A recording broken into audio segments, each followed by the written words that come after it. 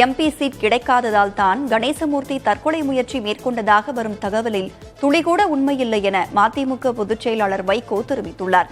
கோவை விமான நிலையத்தில் செய்தியாளர்களிடம் பேசிய அவர் கணேசமூர்த்தியுடனான நினைவுகளை கூறி கண்கலங்கினார். சட்டமன்ற தேர்தல் வருகிறது. அதிலே உங்களுக்கு விருப்பமான வெற்றி பெற வாய்ப்புள்ள ஒரு தொகுதியிலே நீங்கள் நின்று கொள்ளலாம் என்றுதான் சொன்னேன்.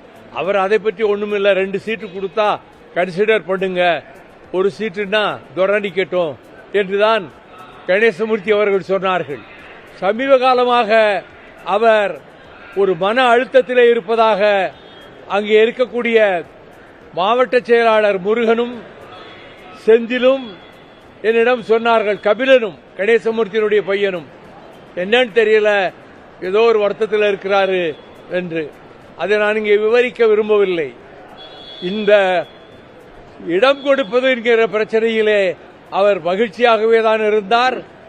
இடம் அறிவித்த பிறகும் கூட என்னிடம் பேசினார். நானும் அவரிடத்திலே நன்கு பேசிக் கொண்டுதான் இருந்தேன். மக்கள் நலனே தன்னுடைய கடமை என்று வாழ்ந்த கணேசமூர்த்தி அவர்கள் இப்படி ஒரு முடிவெடுப்பார் என்று நான் நினைக்கவே இல்லை.